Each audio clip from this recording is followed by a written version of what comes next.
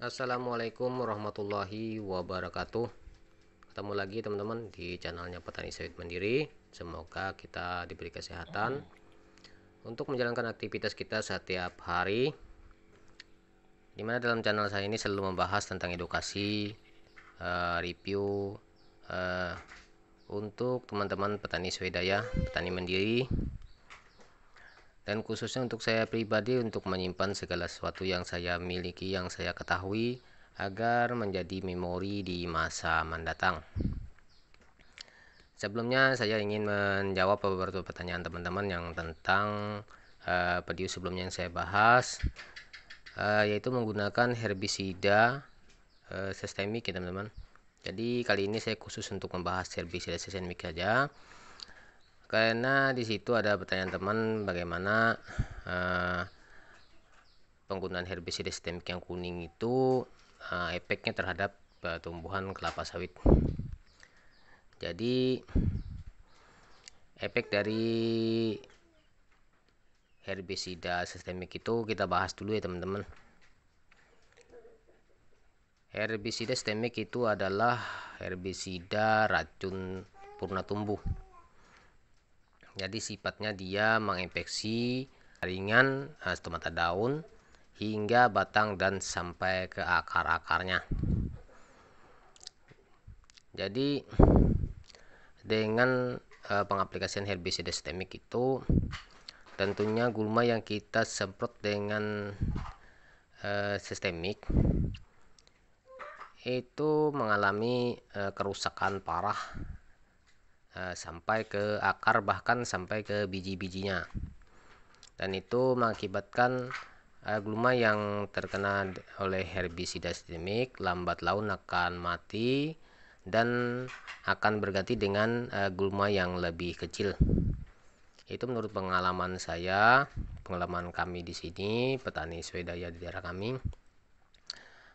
Lalu bagaimana efeknya terhadap tumbuhan kelapa sawit, dimana saya biasa mengaplikasikan herbisida jenis sistemik itu di masa awal penanaman kelapa sawit dengan cara sebelum melakukan penyemprotan herbi, kami di sini itu melakukan pemiringan pokok sawit dulu. Itu piringan selebar daun kelapa sawit untuk menghindari percikan dari semprotan herbisida. Dan setelah melakukan pemiringan, yang kami lakukan yaitu penyemprotan herbisida untuk tanaman kelapa sawit.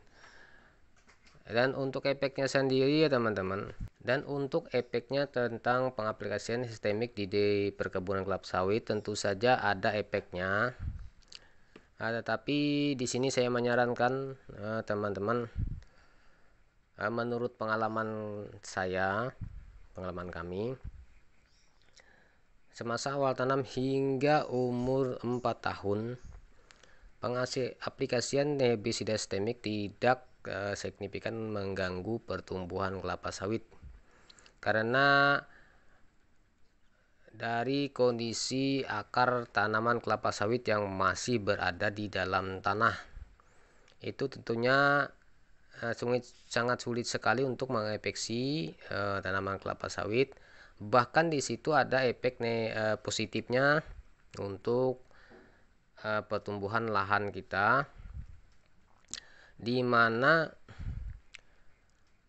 akar tanaman atau akar gulma yang membusuk di dalam tanah yang terinfeksi oleh herbisida jenis sistemik tadi itu akan menjadi humus yang cukup bagus juga untuk tanaman kelapa sawit.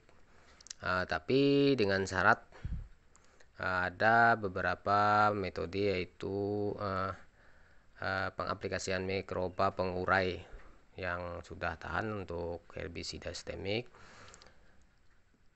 supaya dia benar-benar bisa mengurai lalapukan akar-akaran yang ada dalam tanah sehingga bisa menjadi humus, sehingga menjadi makanan untuk tanaman kelapa sawit. Jadi itu efek positifnya teman-teman.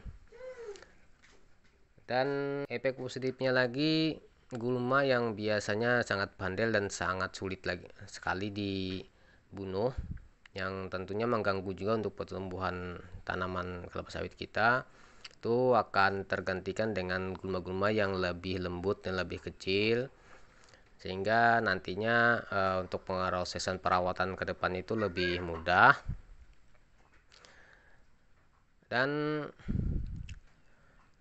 tentunya kita jangan lupa untuk merawat kebun kita dengan memberikan nutrisi yang sepantasnya yang dibutuhkan. Dan untuk efek negatifnya, herbisida sistemik apabila kita aplikasikan di tanaman kelapa sawit umur 4 tahun ke atas, 5 tahun seterusnya, di mana akar kelapa sawit yang sudah mulai naik ke atas permukaan tanah itu akan berakibat negatif untuk pertumbuhan kelapa sawit. Tentu saja efek dari jenis herbisida sistemik itu akan mempengaruhi pertumbuhan kelapa sawit. Walaupun dengan kasat mata kita lihat tidak terlalu nampak, tetapi kita bisa melihat efeknya itu dari hasil TBS yang kita peroleh. Nah, tentunya dengan perawatan yang sama, perbandingan, misal saja 1 hektar kita tanam 1 hektar kita pengaplikasian sistemik dan 1 hektar penghasilan kontak, itu akan ada efek yang berbeda dari hasil TBS dengan nutrisi yang sama. Itu akan terlihat efeknya ya teman-teman. Jadi saran saya untuk yang sudah pohon kelapa sawitnya sudah tinggi, yang kemungkinan besar teman-teman di sana tidak mempunyai mikroba yang bisa mengurai residu kimia, sebaiknya jangan menggunakan herbisida sistemik, karena efek negatifnya akan mengurangi produksi hasil TBS kita. Jadi itu ya teman-teman, pengetahuan saya tentang aplikasi. Jadi teman-temanku petani sawit mandiri, semoga apa yang saya bagikan selama ini bisa bermanfaat, bisa mengedukasi teman-teman, yang mana pada intinya apa yang saya usahakan di dalam perkebunan ini ingin mendapatkan hasil yang lebih, supaya dari hasil pengiritan, perawatan.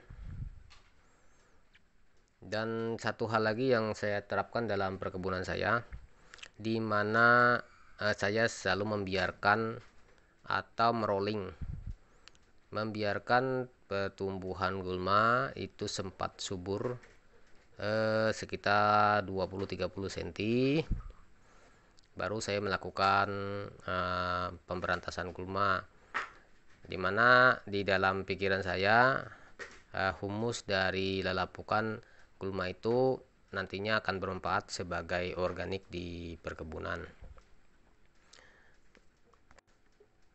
Dan yang kedua, biasanya saya merolling, di mana di sekali pengaplikasian pemberantasan menggunakan herbi, sekali saya menggunakan mesin tebas, supaya